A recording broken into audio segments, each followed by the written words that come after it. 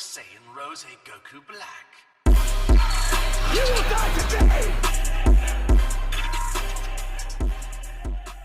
What's up, my fellow Saiyan Warriors? NavyXFlame. Today we are going to be doing the top 5 air units in All-Star Tower Defense. Now before we go straight into this video, we are going to be going over the criteria on what are the top 5 air units in All-Star Tower Defense. Now, starting with the fact that hybrid units do count since they do hit air, and we're going to be using the terms of if their usability inside infinite mode. So if they are better in infinite mode, they will be used or will be higher on the list. Also, their cost is also going to be a factor, so obviously, you know, if they're better in infinite, cost is probably a factor as well. I think that's it, so we're going to go straight into this list. Coming in at number 5, we do have the man, the myth, the legend, Kosuke Samurai.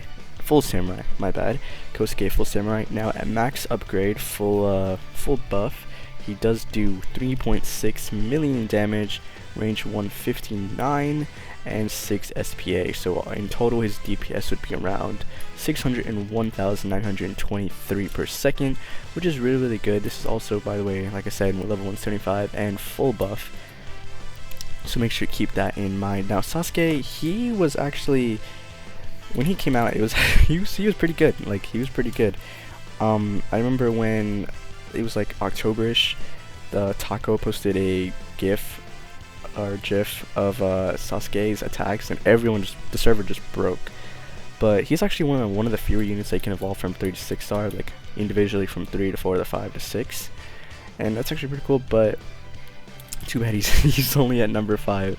He got replaced hard over time. Power creep definitely mopped this guy pretty bad. But I mean, his attacks are really cool.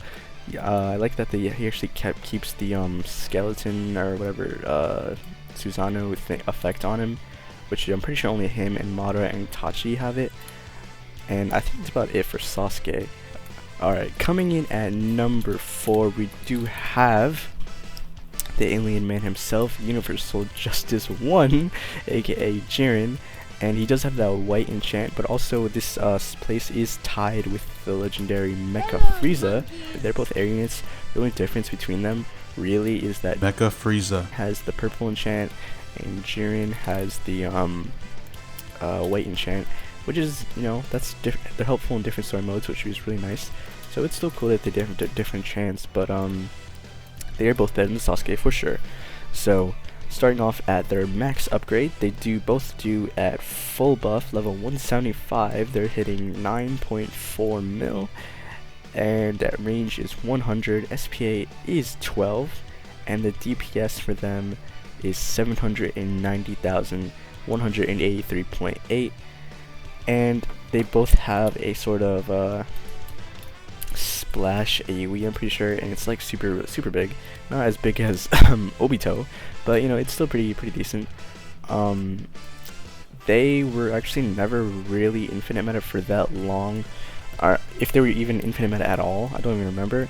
But I'm pretty sure Jiren was not even infinite meta because I'm pretty sure Madra and Mihawk still just overtook him because they were just better overall. And now if Jiren released around the time Sasuke was meta, then probably Jiren would take over him. Alright, coming in at number 3, do have the man, the real man, the myth, the legend, legendary leader, aka Madra himself.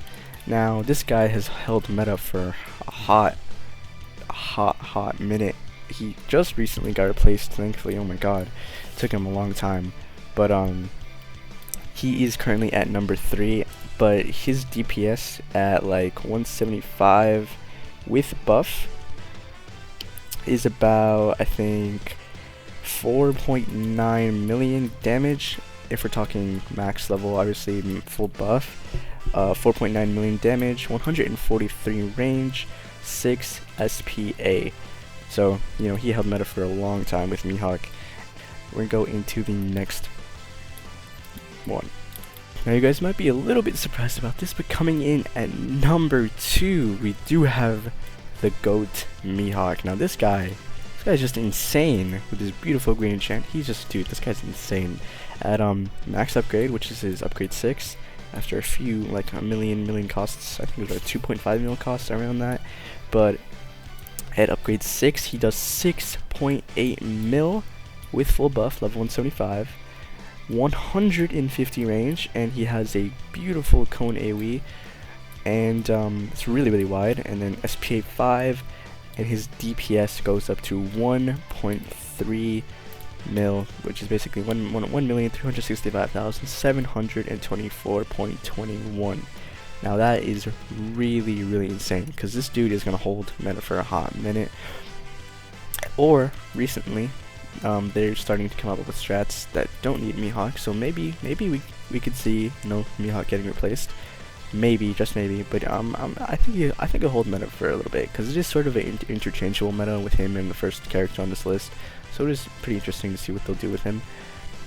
That's basically it for Mihawk, and before we go into the next one, we are number 1. We are gonna have a honorable mention. Now that honorable mention is, of course, the Deathman himself, Kura. Yeah, Kura. Okay, Kura, aka Light Yagami.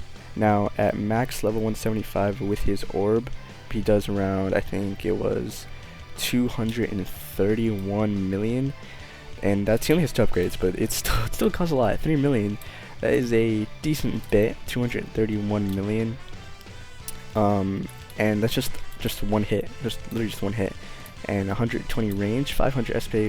That's his cooldown for his attack. Obviously, his DPS is just 462,000.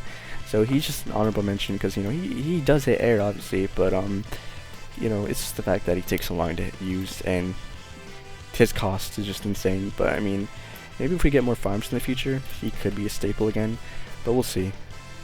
But as for Ryuk, he does actually have different stats, and at level 175 with orb, and of course with buff, he does, I think, 227 million, but his range is 120, SPA 500, so his DPS is actually 455,000 because that damage loss.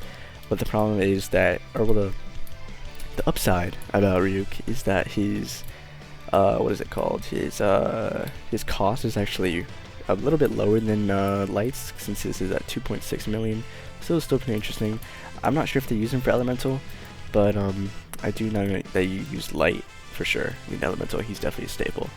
But we're gonna go straight into the number 1 spot right now. Alright, and coming in at number 1, we do have the real legend, the tier 100 GOAT Geto Suguru. Now, at max upgrade full buff, this guy does 11.3 mil, and with a range of 143 and SPA 6. Now, he does hit air at his final upgrade, which is a little bit of a drawback, but it's okay, because he actually is significantly cheaper than Mihawk. Well, not significantly, well, a million is still a lot, but he actually costs in total like 1.5 mil, so like 1.6 mil around that. So that is actually really cheap, because this guy, compared to Mihawk's like 2.5 mil, and he's, you can max some more of these more than Mihawk, or it'll definitely take a little bit faster. And his DPS compared to Mihawk is way higher. His DPS is actually 1.9 mil, or to be exact, 1,899,739.8, which is actually really crazy. He's insane, and so especially with his recent AoE buff, he's actually way stronger, which is really cool. And it wasn't like a really significant buff to his AoE, but it was still definitely just enough to hold those stacks, which is really cool. And it definitely was close. It definitely was close to Mihawk, but now they're using loadouts that probably wouldn't even use Mihawk. So it is definitely really cool to see Geto at number 1, dethroning Mihawk. But obviously Mihawk would still be meta, since interchangeable. But I hope you guys enjoyed this video. Let me know in the comments section below what you guys think, and make sure you like, comment, and subscribe for all-star tower defense content. NavyXFlame is out. Have a great day, and peace.